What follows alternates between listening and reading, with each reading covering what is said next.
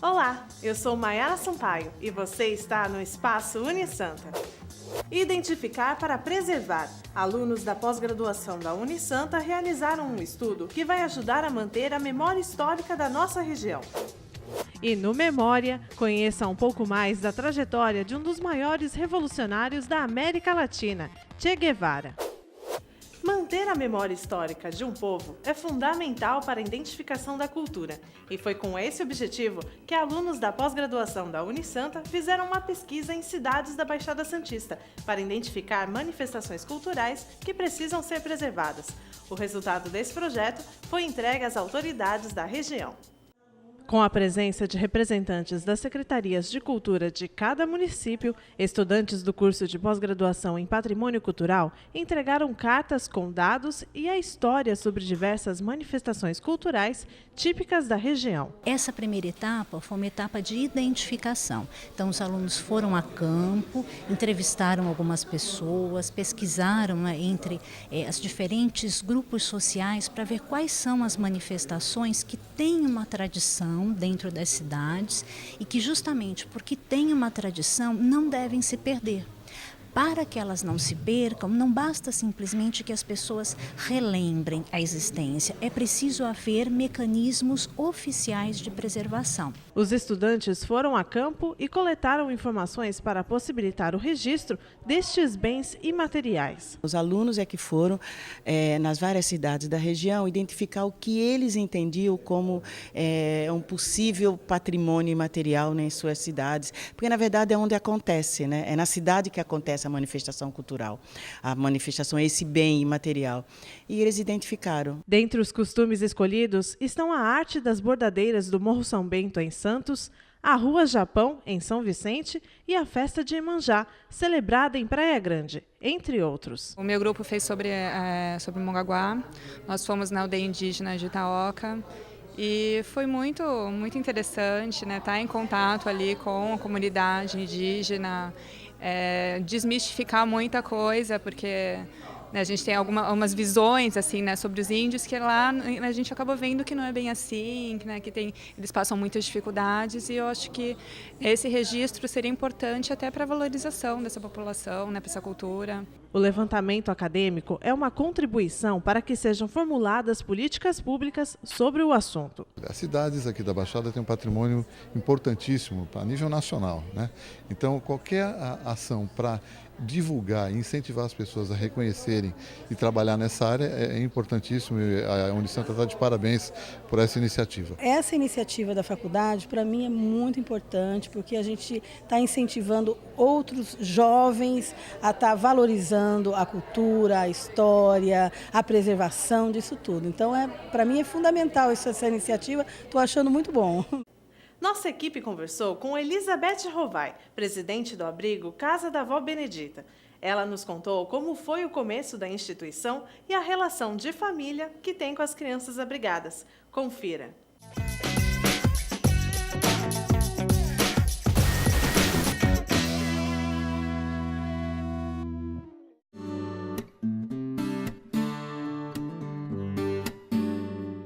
A Casa Vó Benedita, ela começou em 76, na Rua Bittencourt, e quem começou o trabalho nessa casa foi a Benedita de Oliveira. Hoje a casa leva o nome dela até numa homenagem, né? Vovó Benedita, né? Que as crianças chamavam ela assim, carinhosamente.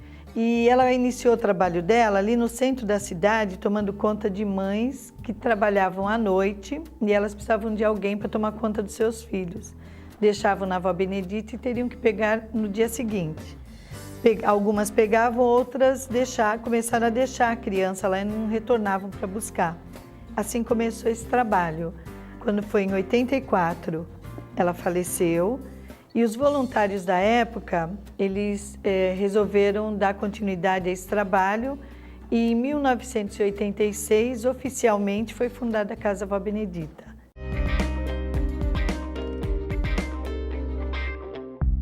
No ECA, ele diz que não devemos, um abrigo, que hoje é abrigo institucional, nós não devemos separar irmãos, não devemos fazer um abrigo de meninas e meninos separados, e temos que fazer um abrigo comunitário ali, todo mundo que chega, irmãos, sem separar. E aí nós, visando, né, o respeito que nós temos pelo ECA, nós temos crianças hoje de 0 a 19 anos. Essas crianças, elas normalmente são vítimas de maus tratos, situação de risco e abandono, né?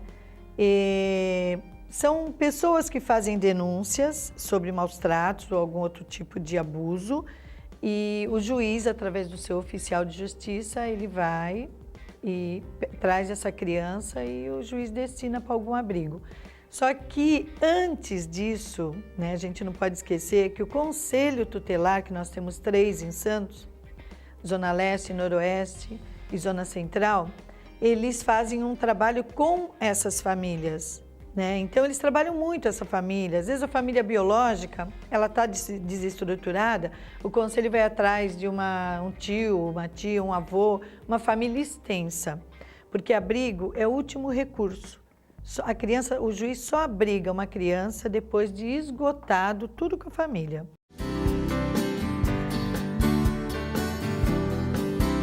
As crianças, para mim, eu a trato, não só eu, como a diretoria e como toda a equipe, como se fossem nossos filhos mesmo, tá? Lá elas entram na casa, elas são super bem acolhidas.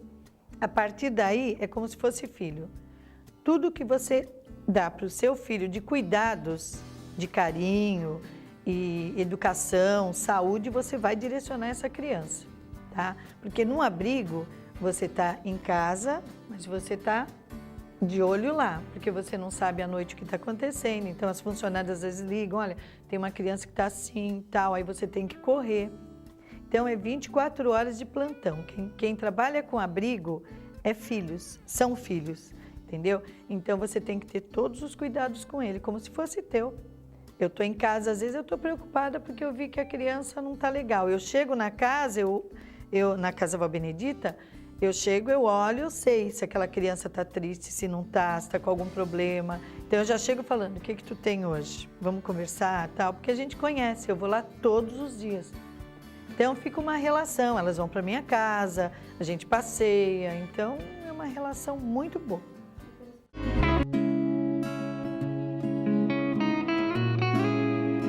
Processo para quem quer adotar uma criança, a pessoa, o casal, você sabe que pode adotar sozinho, casado, com um companheiro, e ela é encaminhada ao fórum, Avenida São Francisco 242, segundo andar, tem uma equipe técnica do fórum. Lá ela vai fazer a sua inscrição para iniciar um processo de adoção. E ela vai receber visita dos técnicos em casa, vai responder um questionário, porque através desse questionário ela vai traçar o perfil da criança que ela quer. Muitos querem recém-nascido, outros querem maior, outros aceitam irmãos, outros aceitam criança com doenças tratáveis. Então, ela vai fazer parte de uma fila de espera no fórum, conforme a criança, o perfil que ela pediu, né? Então, é demorado, muita gente reclama, porque é muito burocrático. A burocracia faz parte, é necessária. A gente vê por aí tanta pedofilia, tanta criança que estão mandando para o exterior, tanta coisa tão preocupante com as crianças, e eu acho que toda a burocracia e todo cuidado a gente tem que respeitar.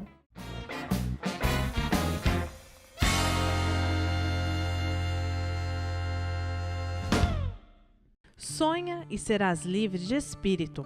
Luta e serás livre na vida. O idealismo de Che Guevara o fez ganhar a admiração e a simpatia de adolescentes e jovens adultos na Europa e América Latina. Personagem marcante do século XX, foi um dos líderes da Revolução Cubana de 1959. Estudante de medicina, Ernesto Guevara de La Serna percorreu de moto o continente americano juntamente com um amigo, Alberto Granado, no início da década de 1950. Nessa viagem, Guevara tomou consciência da miséria em que vivia a maior parte da população dos países da América do Sul e Central e decidiu que deveria lutar por mudanças.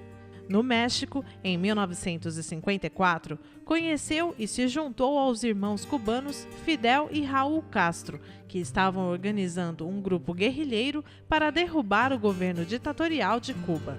Ao longo dos anos, foi deixando a medicina para tornar-se combatente e líder militar, ganhando nessa época o apelido de Che. O movimento armado tirou o ditador Fulgêncio Batista do poder e foi responsável por instalar programas sociais e econômicos com foco na ideologia comunista, que permanecem até os dias de hoje. Com a vitória do movimento revolucionário, comandou mais de 400 sentenças de morte, conhecidas como justiçamentos, contra adversários do novo regime. Segundo o Livro Negro do Comunismo, ocorreram 14.000 execuções por fuzilamento em Cuba até o final da década de 1960. Depois de ter assumido o cargo no governo, não se adaptou à vida burocrática no regime cubano. Acreditava que toda a América Latina precisava ser transformada por meio de revoluções sucessivas. Che tornou-se um símbolo de determinação e coragem pelo fato de ter deixado o poder em Cuba para lutar na profundeza da selva boliviana. Depois de ser pego em uma emboscada, foi morto a tiros por militares.